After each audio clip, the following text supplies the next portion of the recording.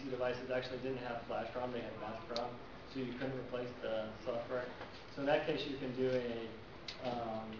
you can run a, here's where the lack of security in Linux really is as a feature for us, because you can run an application that boots Linux without getting into the kernel, because everything's running in kernel mode.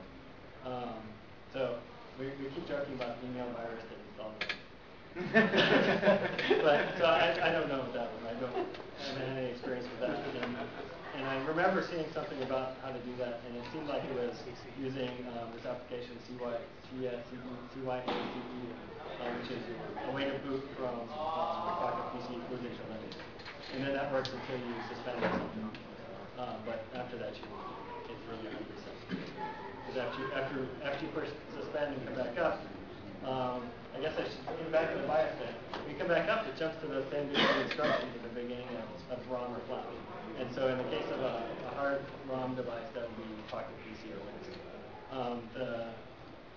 The Giordano 720 is another, the clamshell device. It's really cool. But it comes with mass ROM, so you can't install Linux natively.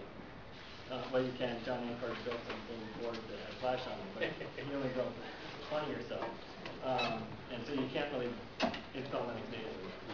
And so that's a problem with some of the devices. And that's another, and it's a thing marketing doesn't really talk about. They say, oh, it has 32 megabytes of ROM. What does that mean? So you get one, okay, you can't really tell. More questions? You mentioned that Familiar isn't running on the 5400 right now. And I've also heard that the 5400 has a custom ASIC for doing the Bluetooth and the 802.11 combo. And the fingerprint reader stuff too as well. So I was wondering how committed HP is to making all the hardware that they keep adding to the series.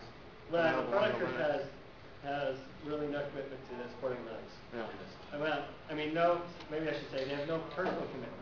They've been very cooperative in terms of getting to me and the people in my group schematics, specs for the ASICs.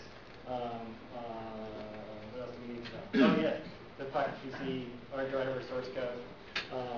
In the case of the 3900 and the 3800, that was essential because the Pocket PC drivers, because the specs didn't match the hardware.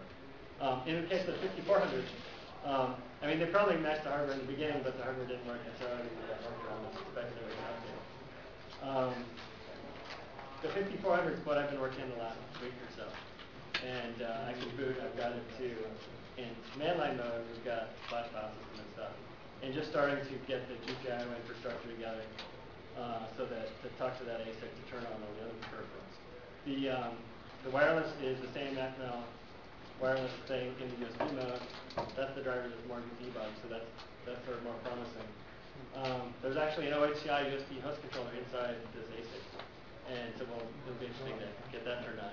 Unfortunately, it has two ports, and one port goes to test point, and one port goes to USB. And really, I mean, to the wireless. We'd really like to pull the other port out, but we never got it. So it's very sad. What else is in the ASIC? We do have, I believe we can read out the information sort of as an image of your fingerprint as you scan. And so then you can pass that into some application that does something with that. So I think we'll get that working. Okay. Well, we'll get the driver working. Somebody else will get the application working. What else is on the 5400? Oh, and right, another thing, MMC versus Secure Digital. They share a pinout for a low-speed mode. Secure Digital has a 4 times faster mode, but that spec is protected by NDA, and so we can't do an open source driver. We'll probably do a closed source driver when something interesting comes along, like a camera or Bluetooth, that we want to get an SD card working, let's say the 1900. And so then we'll make it work across all the things. But for now, the fully open source thing has to be MMC, so that's the only thing we can publish specs on. Publishing source would give away the spec. We're hoping somebody who doesn't have specs will reverse engineer it. That's not a problem. But you're talking about Secure Digital? Yes. Yeah. But nobody has. Probably nobody will. What else is on 5400?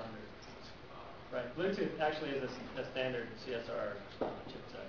Oh, it's not a combo with it? I mean, it's hooked up to the ASIC as far as serial port goes to get a faster serial port. But it's a separate device. And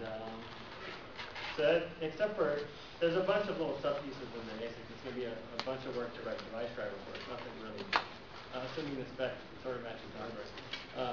Not that big a deal, it just takes some time. And it takes sort of minute time. I fooled with it a lot for a couple of months with pre-production stuff. But you really have to sort of sit there and study and concentrate on one thing at a time to make progress. But anyway, we'll have the 50 part.